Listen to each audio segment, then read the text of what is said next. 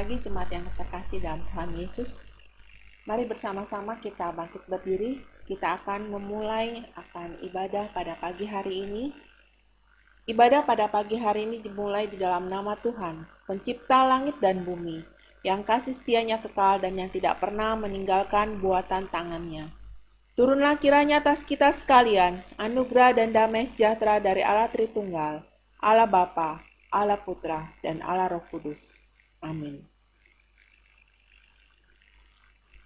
Allah menciptakan seluruh dunia dengan isinya. Tidak terhitung kasih dan pemberian Tuhan untuk kita segenap ciptaannya. Anugerah Tuhan yang berlimpah buat setiap kita anak-anaknya.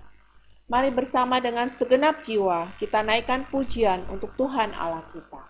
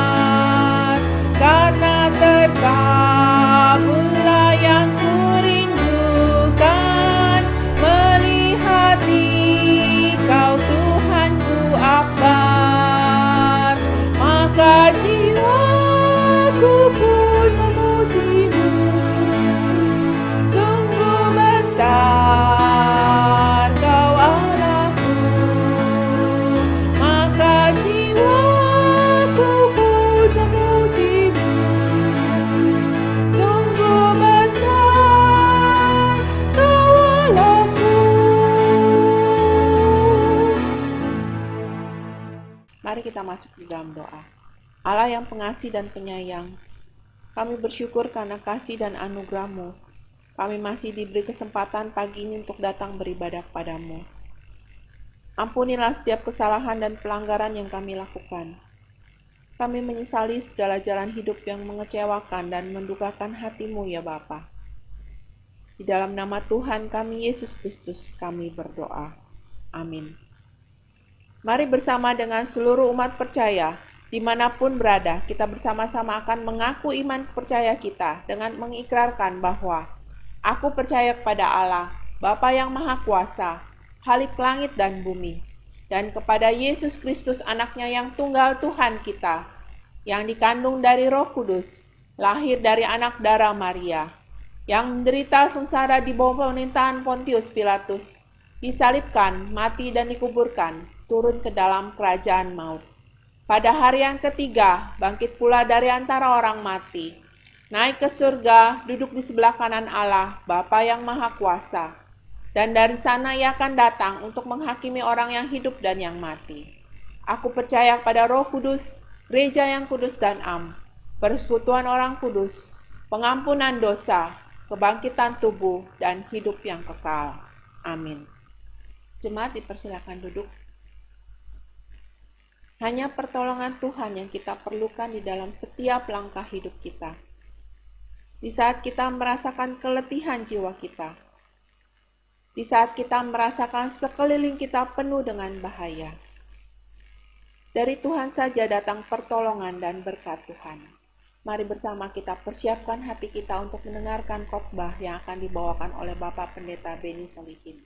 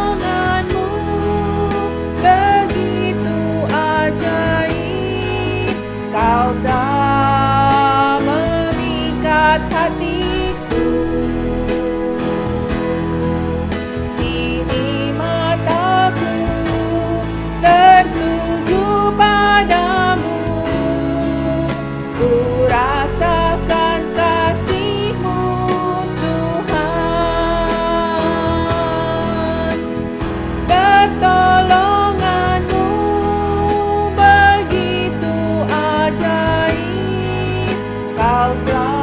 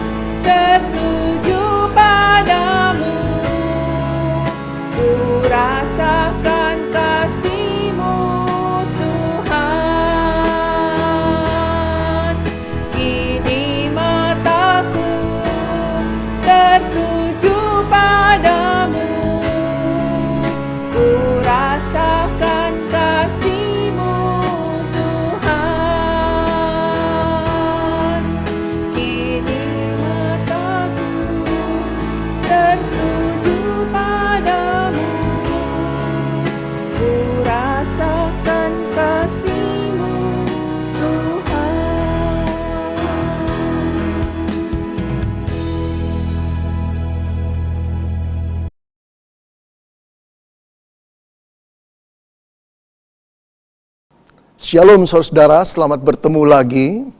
Dimanapun saudara berada, kiranya kasih Tuhan dan pemeliharaan Tuhan tetap bersama dengan saudara. Karena itu tetaplah beriman kepada Tuhan. Saudara, mari kita buka firman Tuhan yang terambil dari Mazmur yang ketiga. Nyanyian pagi dalam menghadapi musuh, Mazmur yang ketiga. Saudara, Mazmur ini ditulis oleh Daud ketika ia lari dari Absalom anaknya. Saudara, saya akan membacakannya dengan meminta pertolongan Alkitab Suara. Sungguh, Alkitab Suara sangat baik di dalam Mazmur yang ketiga ini. Oleh karena itu, mari kita nikmati. Saya akan membunyikan atau memutar Alkitab Suara dalam Mazmur ketiga ini. Demikianlah firman Tuhan.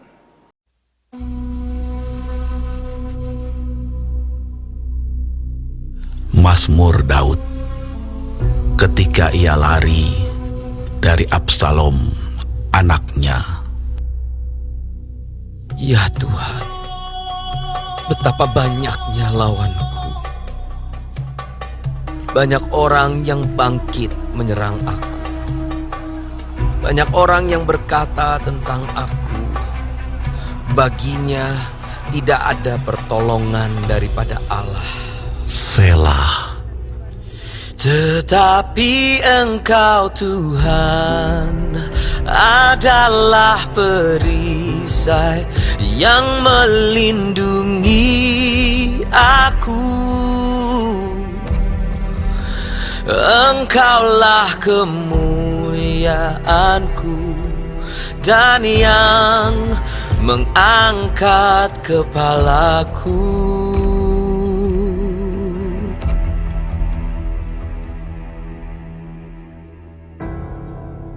Dengan nyaring aku berseru kepada Tuhan, dan Ia menjawab aku dari gunung-Nya yang kudus. Selah. Aku membaringkan diri, lalu tidur. Aku bangun, sebab Tuhan menopang aku.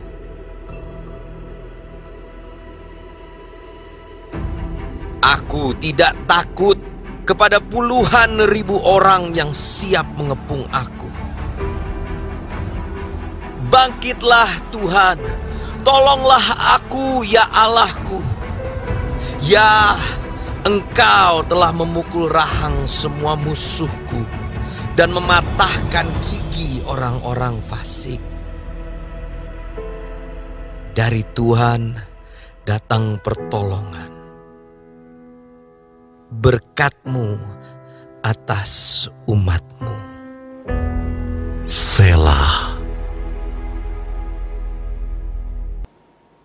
Saudara-saudara yang dikasihi Tuhan, mungkin tak seorang pun di antara kita yang pernah membayangkan bahwa kota-kota besar di dunia itu satu kali akan sunyi senyap.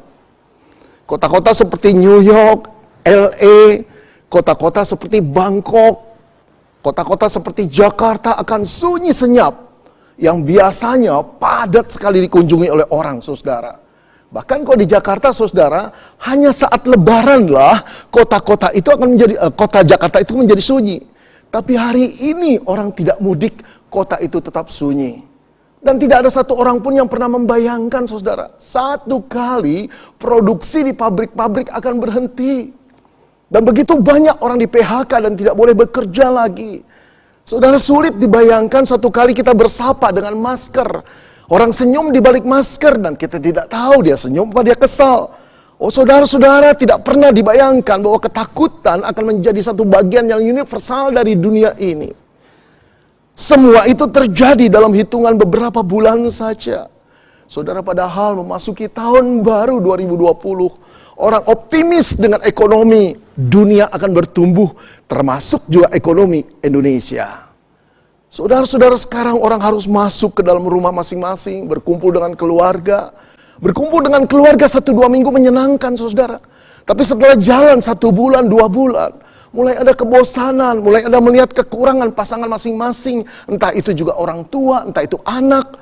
Oh saudara-saudara, mulai terjadi pertengkaran, mulai terjadi perselisihan. Belum lagi saudara-saudara kekhawatiran. bahwa pekerjaan atau bisnis kita tidak akan berjalan dengan baik. Saudara, ketakutan menjadi bagian yang universal dalam dunia ini dan juga masuk ke dalam rumah tangga dan pribadi-pribadi kita sekalian.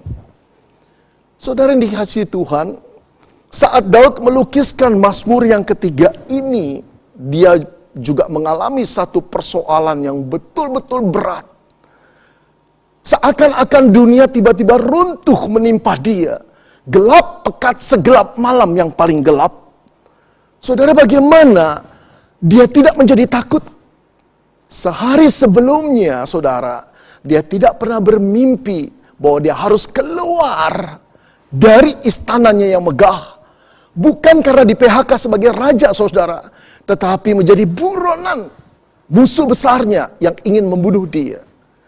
Saudara, bagaimana Daud tidak akan takut dan membuat jiwanya runtuh? Sehari sebelumnya, saudara, dia tidak pernah bermimpi bahwa rakyat Israel, saudara, yang mencintai, menghormati dia sebagai raja dan juga orang yang diperkenan oleh Tuhan, sekarang berbalik mengikuti musuh besarnya dan menginginkan kematiannya. Saudara, bagaimana Daud tidak akan takut dan gentar? Sehari sebelumnya dia tidak pernah bermimpi bahwa penasihat perangnya yang begitu berhikmat yang bernama Ahitofel justru memihak kepada musuhnya. Oh saudara, gelaplah masa depan Daud. Dia tidak pernah bermimpi semua itu terjadi di dalam kehidupannya. Dan saudara tahu yang lebih menyakitkan hatinya, dia tidak pernah bermimpi bahwa musuh yang mengejarnya, yang mengkudetanya, yang menginginkan jiwanya adalah anak kandungnya sendiri yang bernama Absalom. Saudara, seorang anak yang ditimang-timang pada waktu kecil. Seorang anak yang dikasihi, seorang anak yang dimanja, seorang anak yang pada waktu remaja dilatih perang-perangan oleh Daud. Daudlah yang mengatakan, lindungi dirimu nak dari serangan musuh, balik perisaimu nak, tusuk lawanmu nak. Sekarang saudara-saudara, busur panah dan pedang daripada Absalom diarahkan kepada nyawanya sendiri. Saudara, seorang bapak mana yang tidak akan sakit hati, tidak akan sedih melihat putranya sendiri yang disayangi itu, saudara, akan membunuh dia. Dan yang lebih meruntuhkan harapan Daud adalah semua itu terjadi di hari tuanya. Saya menduga Daud saat itu sudah berusia 60-an tahun, saudara. Saudara, kalau satu masalah datang kepada diri kita saat kita muda, barangkali kita masih berkata, masih panjang harapan kita, masih panjang umur kita, masih banyak energi kita, masih penuh dengan kreativitas, karena kita tidak takut. Tapi kalau itu datang saat kita berusia 60-an tahun, siapa yang berani menghadapi masalah yang begitu berat dalam kehidupan? Saudara yang dikasihi Tuhan, yang lebih menyedihkan adalah pada waktu Daud melarikan diri dari istananya, menyeberangi sungai Kidron dan menaik bukit Zaitun. 2 Samuel 15 ayat ke-30 menggambarkan suasana, situasi pelarian Daud itu. Dikatakan demikian, saudara. Daud mendaki bukit Zaitun sambil menangis. Sambil menangis, saudara-saudara. Raja yang penuh dengan kehormatan, raja yang selalu optimis, raja yang mampu berperang melawan Goliat pada waktu remaja, naik bukit Zaitun sambil menangis. Saudara, ini pertanda hatinya hancur. Dia tidak bisa menghadapi masalah itu. Keluarganya sendiri, saudara, anak kandungnya sendiri yang melawan dia. Sekarang persoalan keluarga menjadi persoalan negara yang viral di seluruh kerajaannya. Oh, betapa malunya dia. Lalu dikatakan lagi, saudara, kepalanya berselubung. Ia berjalan sambil menangis dan kepalanya berselubung. Seperti orang yang menutup dengan jilbab gini, saudara. Dia berjalan menundukkan. Dia tidak ingin wajahnya dilihat orang. Pertanda apa, saudara? Malu luar biasa. Kehormatannya hancur lebur dengan peristiwa keluarga yang membesar seperti ini. Dia lari sebagai buronan dikejar anaknya sendiri. Saudara-saudara, hilanglah kehormatan Daud, habislah martabat Daud. Lalu dikatakan dia berjalan dengan tidak berkasut, tidak bersandal, saudara. Ini untuk melukiskan bahwa Daud tidak punya apa-apa lagi. Pelariannya terlalu mendadak. Tidak ada yang bisa dibawa, saudara. Dia sudah tidak punya apa-apa lagi. Oh, saudara-saudara, pukulan berat sekali buat seseorang yang bernama Daud. Seorang raja yang diurapi Tuhan, seorang raja yang selalu dihormati oleh rakyatnya, seorang raja yang penuh kasih sayang terhadap anak-anaknya, tapi hari tuanya mengalami masalah yang begitu berat. Lalu apa yang diperbuat Daud, saudara? Apakah ia tenggelam di dalam penyesalan dirinya karena ia tidak mampu mendidik anaknya Absalom dengan baik? Apakah ia menyesali diri karena terlalu memanjakan Absalom? Atau dia menyesali diri, saudara, karena terlalu sibuk dengan tugas kerajaannya, dengan profesinya? Atau dia menyalahkan Tuhan? Dia bisa saja berkata, aku telah menjadi bapak yang baik, aku telah menjadi raja yang baik, tapi kenapa engkau berbuat seperti demikian? Atau, saudara, pilihan terakhir adalah melakukan bunuh diri. Apakah itu yang diperbuat Daud? Saudara-saudara, sebelum kita melihat apa yang diperbuat Daud, izinkan saya bertanya pada saudara dan saya. Kita sekalian dipertanyakan oleh satu pertanyaan. Kalau kita berdiri pada posisi Daud, apa yang akan kita lakukan? Apakah kita akan berkata, masih ada hari depan di depanku? Atau kita berkata, aku tidak takut, karena aku tahu Allah beserta dengan aku. Atau kita berkata, Tuhan, cabutlah nyawaku. Cabutlah nyawaku, Tuhan, aku tidak kuat lagi menanggung penderitaan seperti ini. Tuhan, aku tidak berdaya lagi. Aku ingin pulang, Tuhan. Apakah itu, saudara-saudara? Saudara-saudara, ketika Daud mengalami persoalan yang berat, pada akhir mazmurnya dia ingin berteriak kepada Israel, dari Tuhan datang pertolongan. From the Lord comes deliverance. Saudara, ini ditegaskan kepada orang-orang Israel yang membaca mazmurnya. Ini juga ditegaskan bagimu dan bagiku. Ini ditegaskan kepada anak Tuhan di seluruh dunia. From the Lord comes deliverance. Dari Tuhan datang pertolongan. Oleh karena itu, saudara-saudara, Daud ingin berkata, jangan takut, jangan menyerah, jangan putus asa. Dari Tuhan datang pertolongan kita. Saudara, bagaimana mungkin di dalam situasi yang menakutkan, persoalan yang begitu berat dalam hidup kita, bisa datang pertolongan dari Tuhan? Saudara, inilah yang diperbuat Daud. Dan inilah yang harus kita perbuat, saudara. Bagaimana mewujudkan pertolongan kita bisa datang dari Tuhan? Atau pertolongan Tuhan itu datang dalam diri kita? Yang pertama, saudara, datanglah kepada Tuhan di dalam doa. Datanglah kepada Tuhan di dalam doa.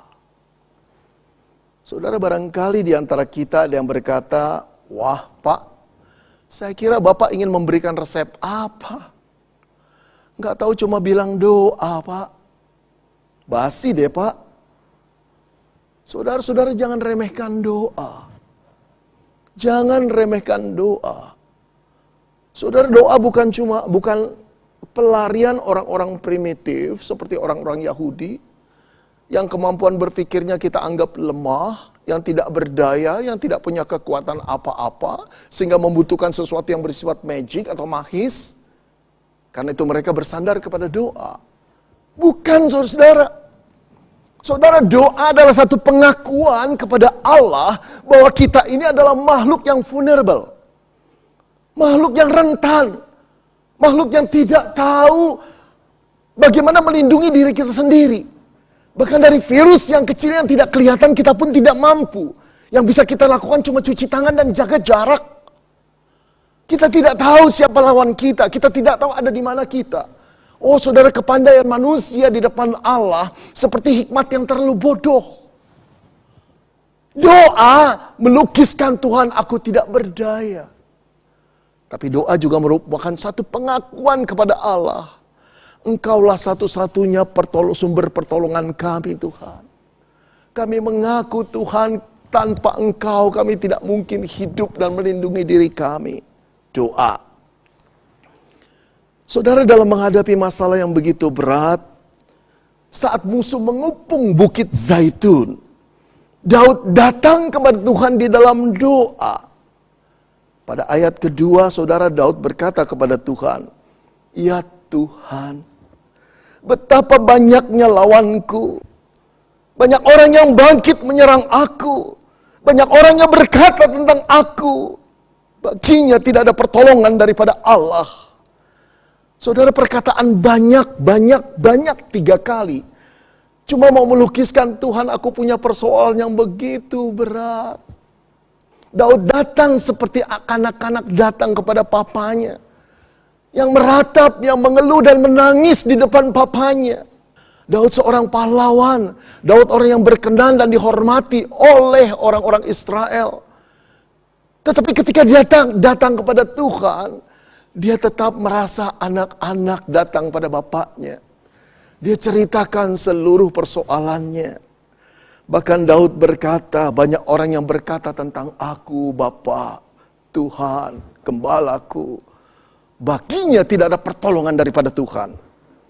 Saudara yang dikasih Tuhan, tahukah saudara,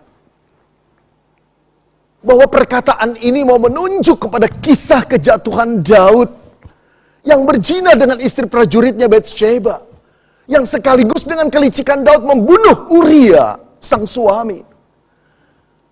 Saudara, peristiwa itu memukul dirinya.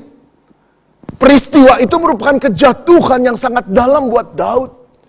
Dia menyesal, dia bertobat, dia menangis, dia meratap kepada Tuhan memohon pengampunan. Dan Tuhan sudah mengampuni Daud. Dia tahu persoalan itu telah selesai, saudara. Dia tahu Allah telah mengampuni dirinya, saudara. Tetapi perkataan orang-orang yang mengatakan baginya sekarang tidak ada pertolongan daripada Tuhan, itu meneror mental rohaninya lagi, saudara. Itu mau mengajak dia untuk mengingat masa lalu yang kelam, sehingga dia tidak mampu lagi bangkit. Saudara, tapi Daud mengenal Allahnya. Dia tahu dia bukan orang kudus, dia tahu bukan dia orang suci. Dia tahu di dalam sejarah hidupnya ada jejak-jejak kegelapan. Tapi dia mengenal Tuhan yang Maha Pengampun, Gembala yang baik. Dia datang kepada Tuhan dalam doa dan menceritakan kesulitannya. Saudara, berserulah kepada Tuhan. Datanglah di dalam doa kepada Tuhan. Para pemazmur melukiskan ketika mereka mengalami persoalan yang berat, apa yang mereka lakukan? Berseru kepada Tuhan. Saudara, penulis Mazmur 120 berkata, dalam kesesakan aku berseru kepadamu ya Tuhan. Ya Tuhan, lepaskanlah aku. Saudara, pemazmur 123 melukiskan perkataan seperti ini. Kasihanilah kami ya Tuhan, kasihanilah kami. Saudara, Mazmur 130 melukiskan lagi cerita di dalam doa. Dari jurang yang dalam aku berseru kepadamu ya Tuhan. Dengarkanlah suaraku. Saudara, lihat, pemazmur-pemazmur ini mengundang kita untuk datang kepada Tuhan. Pengalaman mereka membuktikan untuk boleh mendapat penyelesaian dan pertolongan dari Tuhan. Kita harus datang di dalam doa kepada Tuhan. Saudara-saudara, sudah begitu lama barangkali engkau dan saya meremehkan arti doa. Barangkali kita sudah terlalu lama tidak lagi menikmati doa kepada Tuhan. Barangkali kita masih berdoa. Tapi doa yang begitu cepat dan formalitas, tanpa makna dan tanpa penghayatan. Kali ini saudara, kesulitan yang menakutkan kita di masa-masa seperti ini merupakan undangan Tuhan untuk kita datang kembali di kaki Bapa kita. untuk berseru kepada Dia, untuk memohon kepada Dia pertolongan yang datang daripada Dia di dalam doa. Saudara yang dikasihi Tuhan, dalam ketidakberdayaan seluruh manusia di bumi ini, saya melihat ada satu hal yang mengharukan hati. Orang-orang di kota-kota besar seperti Brasil, Spanyol, Italia, Prancis, Inggris, Australia keluar ke jalanan, berlutut di jalanan, di trotoar. Mereka mengangkat tangan mereka, berseru kepada Allah dengan menangis. Mereka menjerit kepada Tuhan, tolong kami Tuhan, kami takut. Saya percaya saudara, orang yang berseru di dalam rumah jauh lebih banyak. Ini satu kebangunan untuk melihat Allah lagi sebagai Allah yang harus dihormati. Tapi sekaligus melihat Allah sebagai sumber pertolongan. Ketika kita manusia yang sombong, sudah terlalu sombong membanggakan diri sendiri, Allah membiarkan COVID itu menjalar di seluruh dunia. Untuk menunjukkan kepada kita betapa bodohnya kita. Betapa tidak berdayanya kita di luar Dia. Saudara, bukankah Kristus pernah berkata kepada murid-muridnya, di luar aku kamu tidak dapat berbuat apa-apa. Apart from me, you can do nothing. Jangan pernah keluar dari Tuhan. Jangan pernah tidak melibatkan dari Tuhan. Kita tidak mampu berbuat apa-apa tanpa Dia. Saudara, yuk kita mulai lagi berdoa. Yuk mulai lagi datang kepada Tuhan. Yuk ceritakan masalah kita dan akui kita ini manusia yang penakut, cemas dan khawatir. Yuk mulai berkata kepada Tuhan, Engkau sumber pertolonganku Tuhan. Bersyukur kepada Allah yang mengizinkan semua ini terjadi. Untuk mengingatkan kita bahwa kita membutuhkan Dia. Saudara, inilah awal dari pertolongan Tuhan datang pada kita. Yang kedua saudara, setelah kita berdoa kepada Tuhan, bagaimana membuat pertolongan Tuhan datang kepada kita? Yang kedua, lihatlah kuasa Tuhan. Alihkanlah mata kita dari kuasa besarnya persoalan kita. Mulai melihat Tuhan. Saudara, saya percaya banyak anak Tuhan ketika mengalami masalah berdoa kepada Tuhan. Tapi saya lebih percaya lagi saudara, ada begitu banyak orang yang setelah berdoa tetap tinggal terkurung dalam kecemasan dan kekhawatiran akan masalahnya. Kapan selesainya kalau begitu saudara? Saudara yang dikasihi Tuhan, ada seorang ibu yang datang kepada pendetanya ketika kebaktian hari Minggu mau dimulai. Dia berkata, Pak pendeta, tolong saya Pak. Tadi pagi anak saya ditangkap Pak. Ditangkap beberapa polisi karena narkoba. Wow. Pendetanya berkata, Ibu, kebaktian sebentar lagi akan dimulai. Oke Bu, saya mengerti. Minta maaf saya tidak bisa dengarkan terlalu panjang. Yuk kita berdoa. Saudara, dia berdoa. Tapi setelah berdoa, Pak pendeta berkata, sekarang gimana Ibu? Serahkan sama Tuhan, Ibu sudah lega? Iya, saya melihat kuasa Tuhan. Kuasa Tuhan pasti besar Ibu. Sekarang silakan kebaktian dulu. Begitu dia masuk ruang kebaktian, begitu dia duduk, di sebelah temannya, langsung dia berkata lagi, anak saya ditangkap karena narkoba, tolong doakan. Wow, 2 kali saudara dia sharing. Selesai kebaktian, dia sharing lagi, ketemu temannya di toilet. Lalu pulang, dia ketemu lagi dengan beberapa jemaat, dia sharing lagi.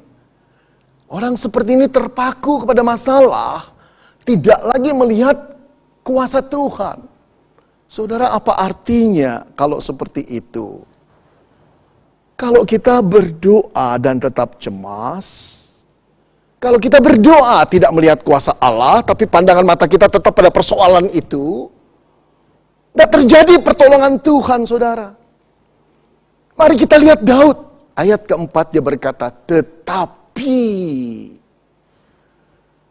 Saudara, jelas kata tetapi ingin melukiskan dari perbedaan suasana dari apa yang dikatakan tadi.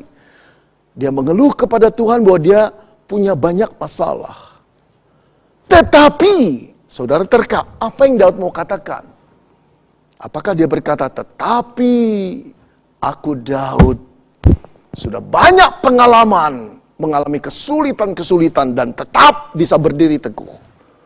Apakah dia berkata, tetapi aku tidak takut dan gentar pada persoalan yang berat? Apakah dia mau berkata, tetapi walaupun aku dikepung, aku tetap punya strategi untuk berperang dan masih banyak orang yang setia kepadaku? Tidak, saudara. Daud tidak mengandalkan dirinya. Daud tidak mengandalkan kekuatannya. Dia berkata, tetapi Engkau Tuhan. Saudara, Daud mulai melihat Tuhan di dalam mata rohaninya. Tetapi Engkau Tuhan. Saudara-saudara yang dikasihi Tuhan, sudah terlalu banyak berita buruk yang kita dengar. Dan mata kita beralih dari satu video ke video lain, dari satu berita ke berita lain. Dan semua yang kita lihat kebanyakan adalah berita buruk. Tingkat perekonomian dunia yang semakin minus, orang-orang di PHK, kelaparan di mana-mana, dan kejahatan terjadi mulai meningkat juga di negara kita. Saudara, semua itu telah terjadi dan akan semakin banyak terjadi, dan ini merupakan realitas. Tetapi jangan kita hanya terpaku pada persoalan yang ada di depan kita. Jangan kita melupakan ada Tuhan. Ada Tuhan. Ada Tuhan. Kita bukan anak yatim piatu yang ditinggalkan sendiri oleh Bapa di surga. Ia adalah Allah pencipta alam semesta yang masih memegang kendali atas dunia ini. Dan Dia adalah Bapa yang menyayangi kita. Yang selama ini melindungi kita dan memelihara kita dengan kasih setianya yang besar. Ada Tuhan, saudara. Jangan terpaku pada besarnya masalah. Terus-menerus bergumul dengan kecemasan dan kekhawatiran dan ketakutan. Rontoklah mental rohani kita. Mulailah seperti Daud dan berkata, tetapi Engkau Tuhan. Ayo lihat. Ancaman yang menakutkan itu realitas. Tetapi keberadaan Tuhan juga realitas, saudara-saudara. Tuhan bukan cuma imajinasi manusia. Tapi Dia adalah pribadi yang nyata. Bahkan Dia pribadi yang menciptakan dunia ini. Dan sekaligus memelihara engkau dan saya. Realitasnya Daud tahu. Bukit Zaitun sedang dikepung oleh pasukan-pasukan. Ribuan orang dari pasukan Absalom. Saudara, dalam ayat ke-7 dikatakan, aku tidak takut kepada puluhan ribu orang yang siap mengepung aku. Jadi ada puluhan ribu orang, saudara, yang mengepung Bukit Zaitun. Yang setiap waktu tentara itu bisa naik dan membunuh Daud. Namun mata rohani Daud yang telah beralih kepada Tuhan berkata, tetapi Engkau Tuhan adalah perisai yang mengelilingi aku. Saudara, aneh bukan? Perisai yang mengelilingi. Biasanya perisai itu cuma satu sisi, saudara. Kalau perisai dipakai untuk menutup badan seorang tentara dari tusukan lawan di sebelah kiri, dia tidak bisa melindungi dari depan, dari kanan, dan dari belakang, bukan? Apalagi dari atas. Kalau perisai itu dipakai untuk melindungi serangan dari depan, tentu saja kiri dan kanan kosong, apalagi belakang. Tetapi Daud di dalam mata rohaninya ketika melihat Tuhan, dia berkata, Engkaulah perisai yang mengelilingi. You are a shield around me. Mengelilingi aku, mengepung aku. Musuh mengepung Daud, tapi perisai Tuhan juga mengepung, melindungi, mengelilingi Daud. Oh, saudara-saudara, ini kedahsyatan iman Daud kepada Tuhan. Dan itu cocok dengan keberadaan Tuhan yang mengelilingi dia. Saudara, itu sebabnya dia tidak takut sama sekali. Saudara-saudara, saya pernah berada begitu dekat dengan beberapa singa yang sangat buas. Cuma beberapa senti di depan saya. Dan bukan hanya seekor, saudara. Ada 3-4 ekor yang mengelilingi saya. Tapi saya dengan penuh keberanian membuat satu gerakan dengan telunjuk saya, menunjuk-nunjuk hidung singa itu. Dia mengaum-ngaum. Saya tidak takut, saudara. Kenapa saya tidak takut? Jawabnya karena saya ada di sebuah mobil. Dan itu ada di taman safari. Saya terlindung dengan kaca mobil yang tidak mungkin ditembus oleh singa-singa yang mengaum. Oh saudara, seperti itulah Tuhan melindungi engkau dan saya. Kalau Daud dilindungi Tuhan, engkau dan saya pun dilindungi Tuhan. Sekali Tuhan menggenggam orang pilihannya, siapakah yang akan mampu merebutnya? Tidak ada, saudara. Karena itu amanlah percaya kepada Tuhan. Karena itu nyamanlah di dalam genggaman Tuhan. Jangan takut lagi. Saudara yang dikasihi Tuhan, di dalam pandangan mata rohani Daud, Daud meneruskan puisinya dan berkata begini. Selain Allah adalah perisainya, Daud berkata, engkaulah kemuliaanku. Padahal pada waktu pagi itu dia melarikan diri dan naik ke Bukit Sion, saudara. Dia naik dengan hati yang hancur. Dia malu luar biasa, kemuliaannya porak-poranda karena perbuatan anaknya Absalom. Tapi ketika dia mengalihkan matanya kepada Tuhan, dia melihat Tuhanlah sumber kemuliaannya yang akan menegakkan martabatnya kembali. Lalu dia berkata lagi, dan engkaulah yang mengangkat kepalaku. Padahal waktu naik ke Bukit Sion dia berselubung, saudara. Tanda malu sekali. Tetapi ketika dia melihat Tuhan, Tuhanlah yang mengangkat kepalanya lagi. Itu pertanda nanti seluruh kehormatannya akan ditegakkan oleh Tuhan. Saudara, itulah iman Daud kepada Tuhan. Yang harus menjadi kepercayaan kita juga kepada Tuhan. Berdoa kepada Tuhan. Setelah itu apa yang kita lakukan? Lepaskan kekhawatiran pandangan kita. Mulailah memandang pada besarnya kuasa Tuhan. Bapa kita yang tak pernah meninggalkan kita. Oleh karena itu pada ayat yang kelima Daud menutupnya. Dengan nyaring aku berseru kepada Tuhan. Dan ia menjawab aku dari gunungnya yang kudus. Daud menaikkan doa itu dengan nyaring. Dengan satu keyakinan. Bahwa Allah adalah sumber pertolongannya. Saudara yang dikasih Tuhan. Yuk kita berdoa lagi kepada Tuhan. Berdoa dan mulai alihkan pandangan mata rohani kita kepada Tuhan. Dia Allah yang maha kuasa, dia pemegang jalannya dunia ini. Tidak ada sesuatu pun yang bisa terjadi di luar kehendaknya. Dia Bapa kita yang baik, yang tahu kebutuhan kita. Dia adalah benteng yang teguh. Dia adalah perisai yang kokoh buat kita. Dia tidak pernah melupakan kita. Percaya kepada Tuhan, lihat kuasanya. Dan yang ketiga, saudara, yang terakhir. Bagaimana pertolongan Tuhan bisa datang kepada kita? Percaya penuh kepada Allah. Percaya penuh kepada Allah. Saudara, izinkan saya bertanya pada saudara. Coba terka, saudara. Kebanyakan orang Kristen ketika mengalami persoalan berat, setelah berdoa, bisa tidur apa enggak bisa tidur? Saudara mungkin tertawa lihat karena tahu jawabannya. Kebanyakan orang Kristen setelah berdoa malah tidak bisa tidur, bukan?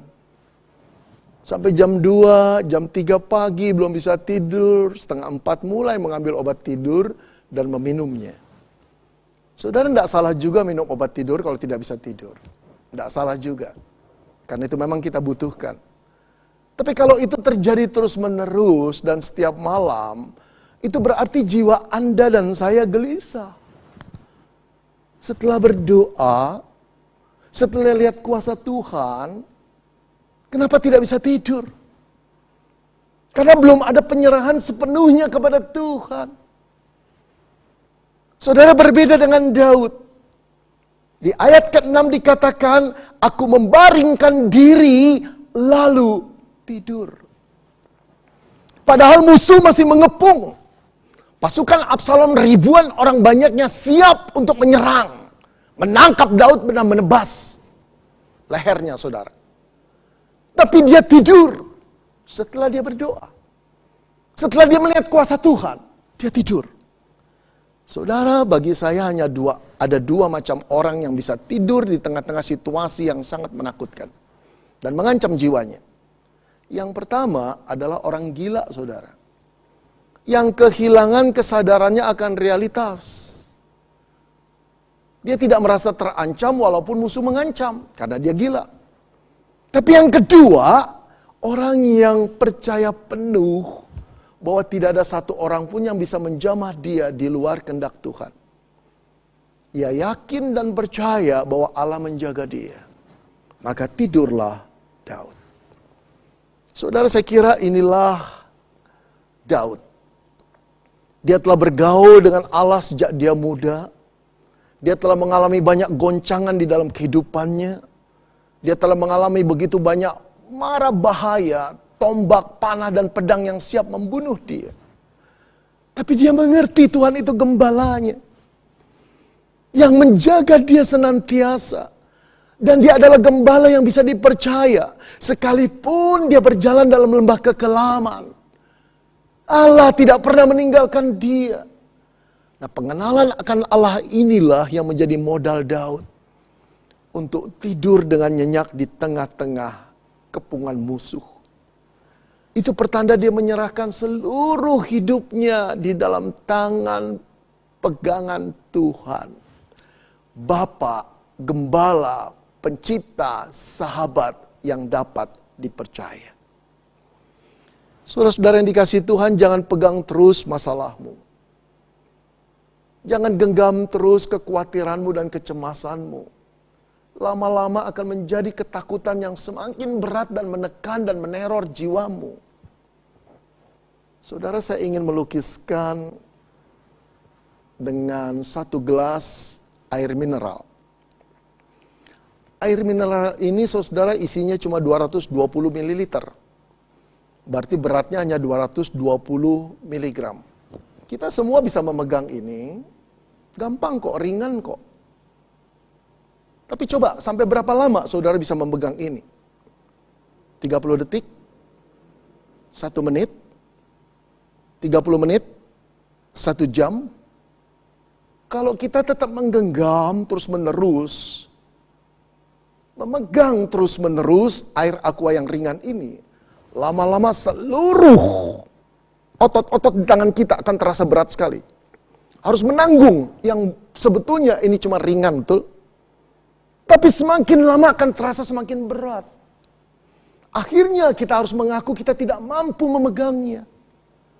Kenapa, saudara-saudara? Karena yang ringan itu dikalikan dengan waktu akan menjadi semakin berat. Di luar kemampuan kita untuk menanggungnya.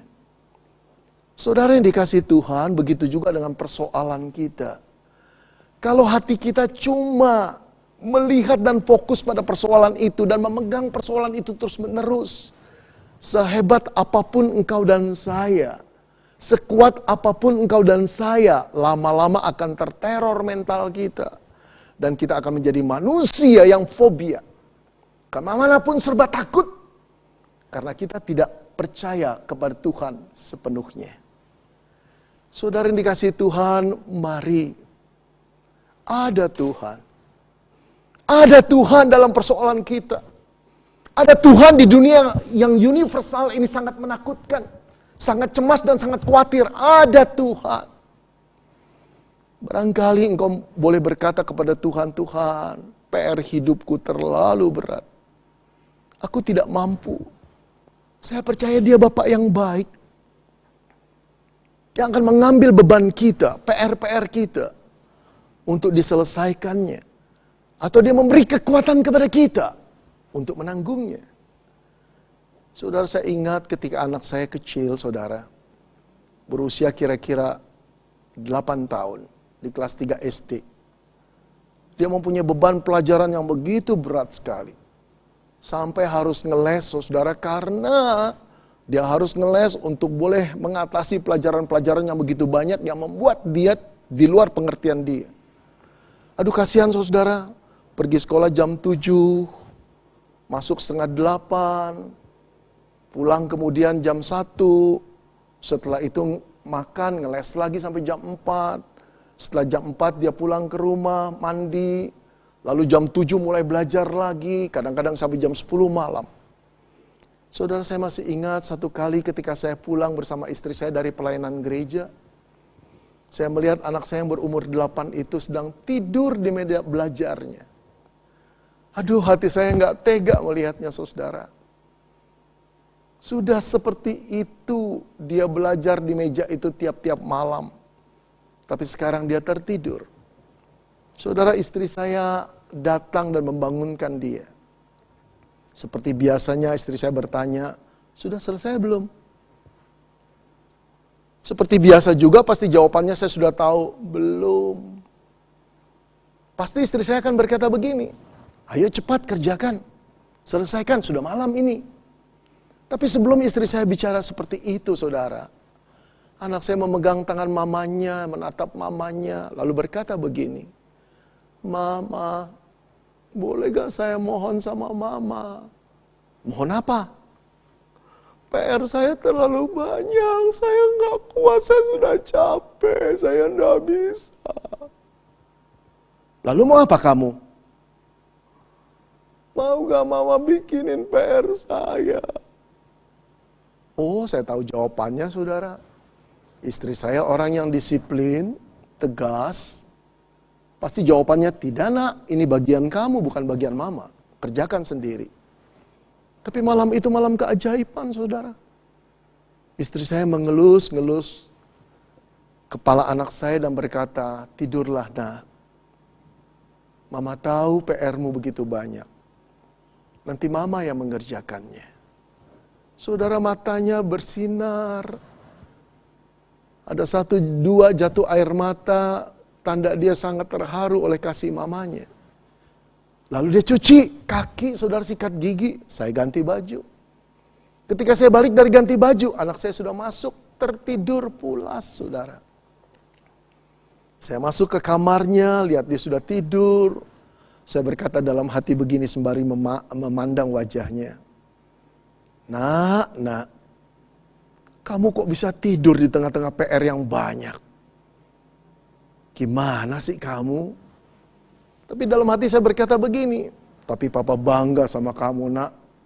Di tengah-tengah PR yang begitu banyak kamu bisa tidur. Imanmu seperti Daud. Oh saudara yang dikasih Tuhan, saya terharu sekali. Keluar dari kamarnya saya berpikir, kenapa ya anak saya bisa tidur?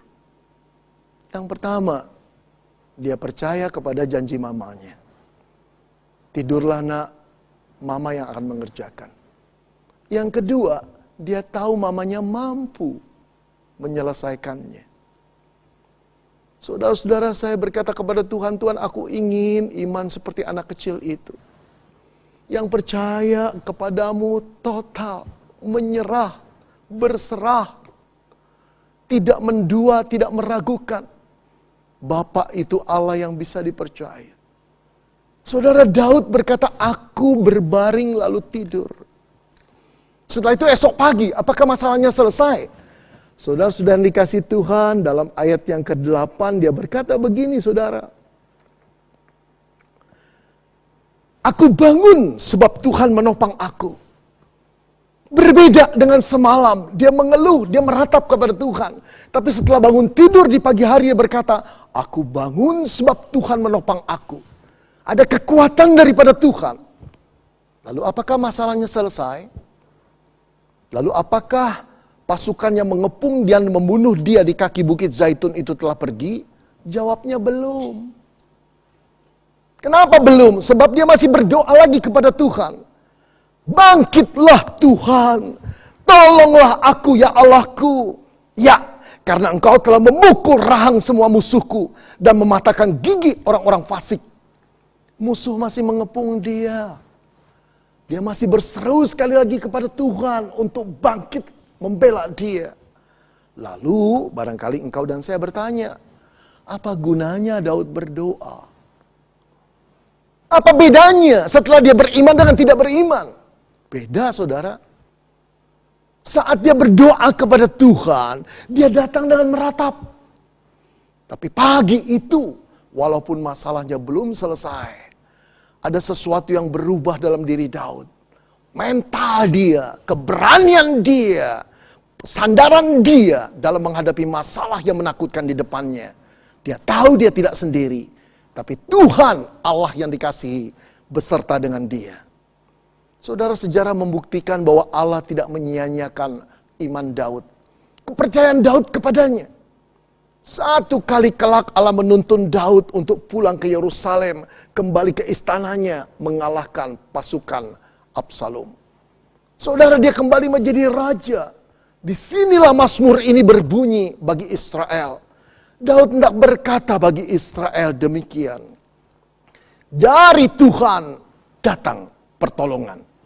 Daud ingin berseru kepada setiap orang percaya. Dari Tuhan datang pertolongan. Begitu juga Daud ingin berseru kepadamu dan kepadaku. Dari Tuhan datang pertolongan. From the Lord comes deliverance. Saudara-saudara, berdoalah. Saudara-saudara, lihatlah kuasa Tuhan. Saudara-saudara, serahkan kekhawatiranmu pada Tuhan. Maka engkau akan menjadi orang yang begitu kuat. Karena Tuhan menopangmu. Karena Tuhan menopangku. From the Lord comes deliverance. Amin. Terima kasih kepada Bapak Pendeta Beni Solihin yang sudah membawakan firman Tuhan. Mari bersama kita meresponi firman Tuhan yang sudah kita dengar bersama. Mohon Allah Roh Kudus menolong kita menjadi murid-murid yang mengalami transformasi dan menjadi pelaku firman. Dalam keadaan apapun, kita tetap setia kepada Tuhan. Dan sebagai ungkapan syukur, kita diberikan kesempatan untuk membawa persembahan kita kepada Tuhan. Persembahan dapat dilakukan dengan transfer ke rekening gereja yang tertera di layar.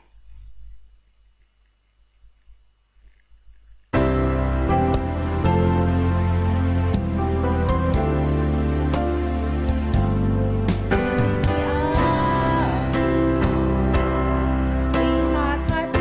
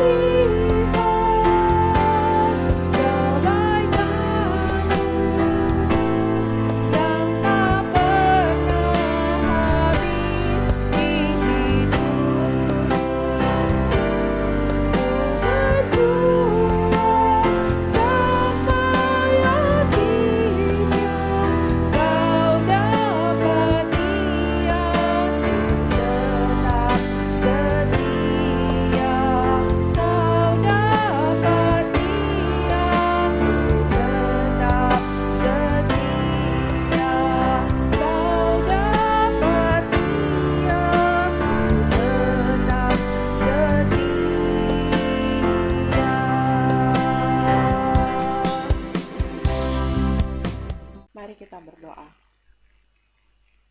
Bapa yang baik, kami sungguh bersyukur dan berterima kasih untuk firman Tuhan yang kembali menguatkan kami di tengah pandemi ini. Jadikanlah kami pelaku firman yang memuliakan nama-Mu dan menjadi alat yang memancarkan kasih-Mu. Kami bersyukur karena diberikan kesempatan untuk memberikan persembahan kepadamu. Tuhan berkati persembahan kami, agar persembahan ini dapat dipakai untuk pekerjaan-Mu di GKR Telugong secara khusus. Berkati tangan-tangan yang sudah memberikan persembahan maupun yang belum dapat memberikan. Tuhan sendiri yang menolong. Bapa, kami juga menyerahkan untuk keadaan dunia ini selama pandemik ini ya Bapa. Kami berdoa, mohon Tuhan memberikan hati yang bijaksana kepada para pemimpin tiap negara untuk mengatasi dan menangani COVID-19 ini dengan saling menolong dan bukan saling menjatuhkan. Kami juga berdoa untuk penanganan COVID-19 di Indonesia agar dapat dilakukan dengan baik dan tidak lagi bertambah kasus-kasus baru. Tuhan tolong dan pelihara semua anak-anak-Mu dimanapun berada. Terima kasih Tuhan. Dengar doa kami yang kami panjatkan di dalam nama Tuhan Yesus yang telah mengajarkan kami untuk berdoa. Bapa kami yang di surga, dikuduskanlah nama-Mu, datanglah kerajaan-Mu, jadilah kehendak-Mu di bumi seperti di surga. Berikanlah kami pada hari ini makanan kami yang secukupnya, dan ampunilah kami akan kesalahan kami, seperti kami juga mengampuni orang yang bersalah kepada kami. Dan janganlah membawa kami ke dalam pencobaan, tetapi lepaskanlah kami daripada yang jahat, karena Engkaulah yang punya kerajaan dan kuasa dan kemuliaan sampai selama-lamanya. Amin. Bersyukur Bapak Ibu Saudara-saudari, kita bersama-sama bisa beribadah pada hari ini. Dan kita juga bersyukur karena pada minggu ini kita dilayani oleh Bapak Pendeta Beni Solihin. Dan segenap jemaat GKR Telugong mengucapkan terima kasih untuk pelayanan dari Bapak Pendeta Beni Solihin. Kiranya Tuhan yang terus menyertai dan memberkati pelayanan Bapak. Bapak Ibu Saudara-saudari, saya terus mendorong kita untuk mengikuti ibadah online ini sama seperti kita mengikuti ibadah ketika kita bertemu di gedung gereja, Saudara. Persiapan-persiapan yang kita lakukan ketika kita ibadah di dalam gedung gereja juga seharusnya kita lakukan ketika kita beribadah secara online. Mulai dari berpakaian, mandi, persiapan saat teduh, kita harus juga melakukannya ketika kita melakukan ibadah online. Saudara-saudari, di dalam rangkaian ibadah online kita pada minggu ini ada sesi untuk memberi persembahan, dan kita memahaminya sebagai respons, ya, ucapan syukur kita atas berkat-berkat yang Tuhan berikan kepada setiap kita. Dan silahkan mentransfer persembahan Bapak Ibu Saudara-saudari di rekening yang sudah dicantumkan. Dan bagi Bapak Ibu Saudara-saudari yang tidak punya akses untuk mentransfer, kami menyarankan untuk dapat menyisihkannya di amplop persembahan, dan ketika kita nanti bertemu di gedung gereja dapat mempersembahkannya di gereja. Saudara-saudari, pada minggu depan kita akan bersama-sama memahami kembali apa makna ibadah dan bagaimana kita mengalami ibadah online, saudara-saudara, mengalami Allah di dalam ibadah online. Dan di dalam ibadah minggu depan kita akan dilayani oleh Guru Injil Jimmy Setiawan, dan ini sangat baik saudara-saudara supaya kita terus merasakan Allah meskipun kita harus beribadah secara online. Bapak Ibu Saudara-saudari, kita akan mengakhiri ibadah kita pada hari ini. Biarlah segala pujian dan kehormatan hanya untuk Allah Tritunggal. Doksologi.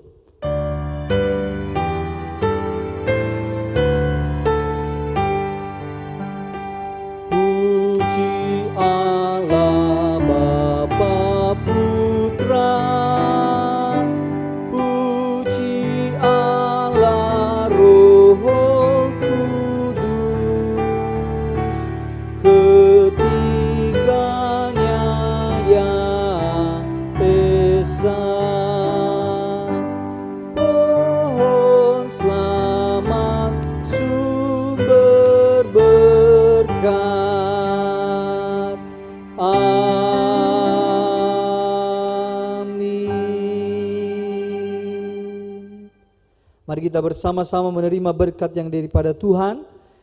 Kiranya kasih dari Allah Tritunggal, Allah Bapa, Allah Anak, dan Allah Roh Kudus menyertai saya dan saudara sekalian dari sekarang sampai selama-lamanya.